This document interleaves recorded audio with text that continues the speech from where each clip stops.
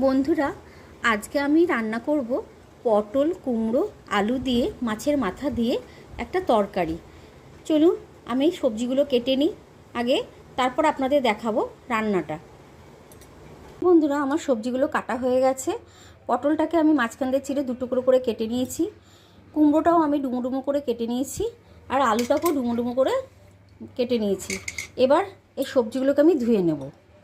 বন্ধুরা, আমার প্রত্যেকটা সবজি ধোয়া হয়ে গেছে।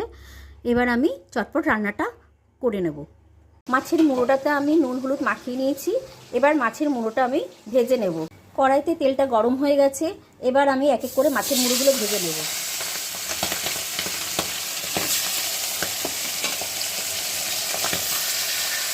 আমার মাছের মুড়োগুলো ভাজা হয়ে গেছে।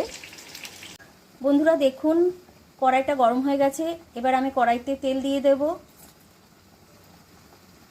দেখুন বন্ধুরা, আজ আমি কুমড়ো পটল আলু দিয়ে যে মাছের মাথা দিয়ে যে রেসিপিটা আপনাদের দেখাবো, তার মধ্যে ফোড়নে দেব হচ্ছে শুকনো লঙ্কা, পাঁচফোড়ন, তেজপাতা।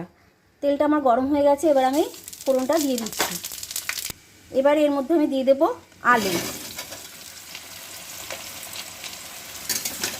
আলুটাকে বেশ কিছুক্ষণ ভেজে নেব। আলুটা ভাজা ভাজা হয়ে গেছে। এবার এর মধ্যে আমি দিয়ে দেব পটল। এবার আমি পটলটাকেও একটু আলুর সাথে ভেজে নেব। দেখুন পটলটাও আমার বেশ মজে এসছে। এবার এর মধ্যে দিয়ে দেব পেঁয়াজ। পেঁয়াজটা দিয়ে আমি কিছুক্ষণ ঢাকা দিয়ে রাখবো, যাতে আলুটাও সেদ্ধ হয়ে আসে।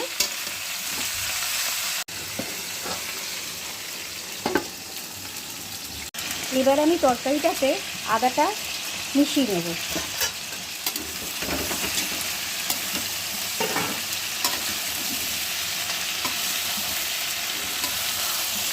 বন্ধুরা, আদাটা দিলে বেশ সুন্দর গন্ধ বেরোবে তরকারিটাতে, আর খেতেও ভীষণ স্বাদ লাগবে। এখনও তরকারিটা আরও মজবে, তাই আমি তরকারিটাকে আবার ঢেকে দেব। এবার আমি তরকারিটার মধ্যে কুমড়োটা দিয়ে দেব। বন্ধুরা, আমি সবশেষে কুমড়োটা দিয়ে দিয়েছি তরকারিতে। এবার আমি আরেকবার তরকারিটা ঢেকে রাখবো। এবার আমি মাছের মুড়োগুলো তরকারিটাতে দিয়ে দেব, আর ভালোভাবে মুড়োগুলোকে সবজির সাথে মিশিয়ে দেব। বেশি আমি ঘাটবো না। এবার আমি তরকারিটার মধ্যে একটু ভাজা মশলা মিশিয়ে দেব।